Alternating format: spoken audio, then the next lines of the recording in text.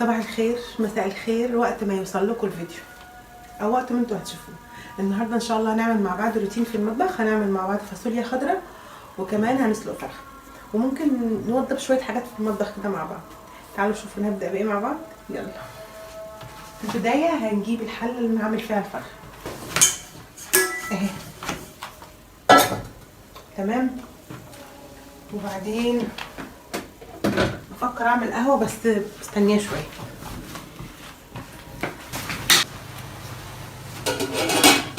هنحط عليها بقى كده ونسيبها. هجيب بس ميه سخنه. هو فين البراد؟ اه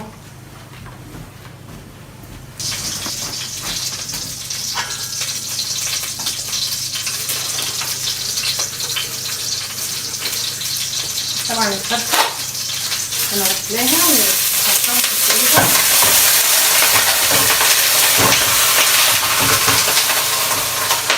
في ايه بصحن فرخه صح. نعمل ايه بقى؟ هنحط عليها الملح ايه والفلفل. دي الطريقه التقليديه اللي الناس كلها عارفاها. على فكره في ناس بتعمل برضو طريقه تانية، بتسخن ميه وتحط فيها بصل وجزر وكلام من ده، وبعد كده بتضيف الفرخه عادي.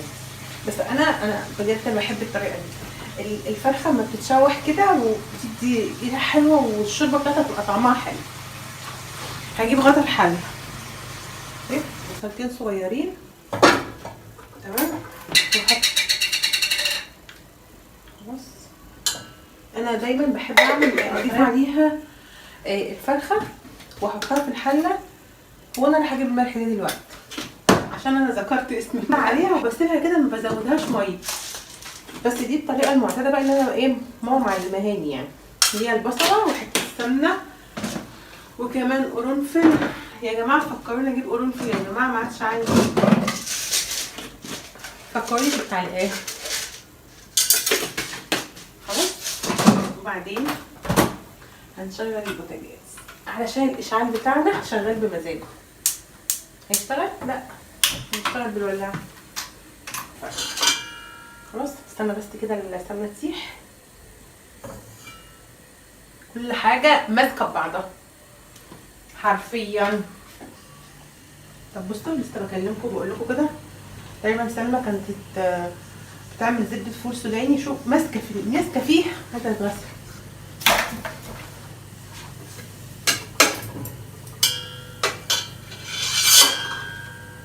بصوا الطبيخ ده بقى يعني ايه، كل واحد ليه طريقه فيه، بس اهم حاجه النفس.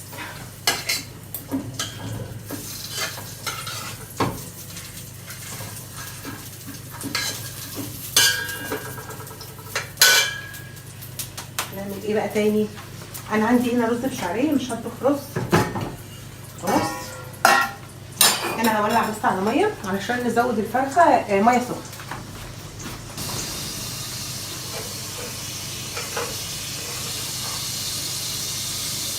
هستخدم بس معلقه تانيه علشان دي تقلي الفراخ. بصوا نهوطي بس شويه عشان البصل ما يتحرقش، تمام.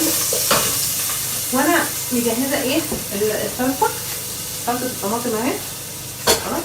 هي الفاصوليا انا بعمل لها بحمر البصل وبعدين بحط الصلصه او الطماطم، يعني لو فيها شويه طماطم، وبعدين بعمل لها دقه في الاخر كده اللي هي التومه. بحمر التومه وبحطها على وشها، تفرق معاها جدا يعني في الطعم.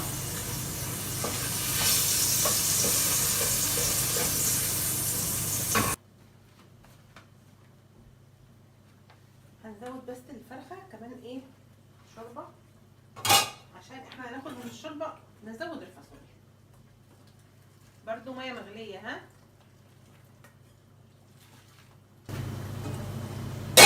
كده خلاص.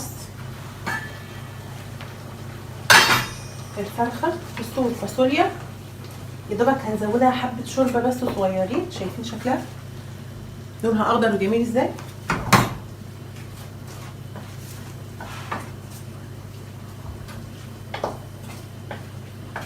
هنزودها بس حبه شوربه تستوي، وبعد كده ايه خلاص هنقفل عليها.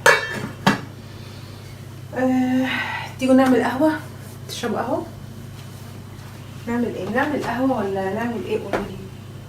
استنوا كده ما نشوف في هنا. هزود بس ميه، بحب اعمله بميه لان هو اصلا في موبايل، هو 3 في 1. تمام. نجهز كده نشرب في ايه. على فكره انا دايما بحب اختار الحاجه اللي بشرب فيها، يعني مش اي كوبايه يعني اصلا.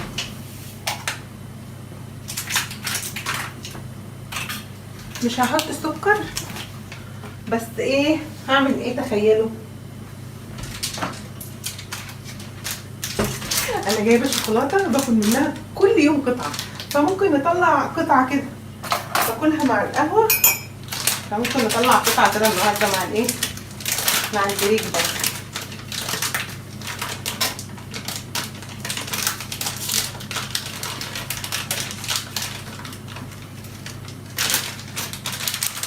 يلا نعملها تاني.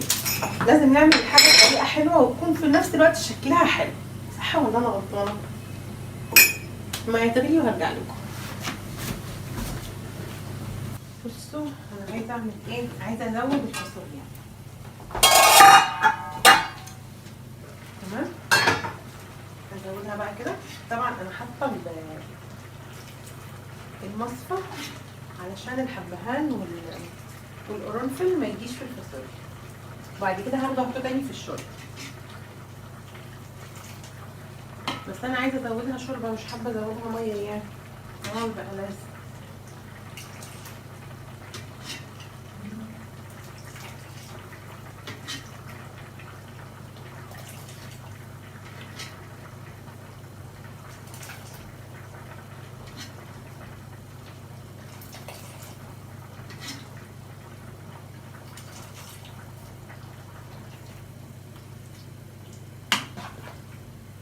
وزي ما قلت لكم انا عندي رز بشعريه ده بايت من امبارح والله، والبصله تتحمر بقى وهنحط عليها الطماطم.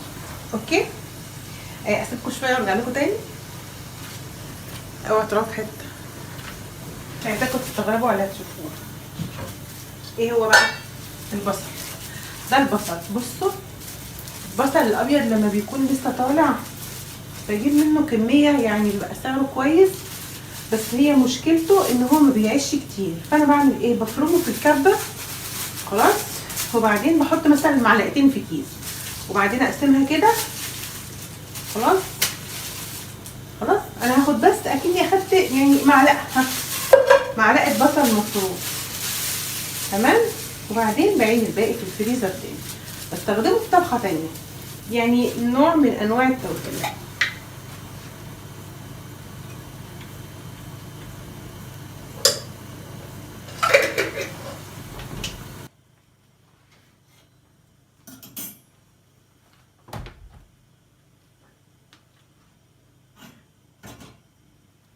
تمام كده. هنعمل ايه تاني بقى؟ هنجيب حله. هنجيب البصل الاول. تمام. الايه، طب نغطي عليها كده عشان الصوت ده شويه.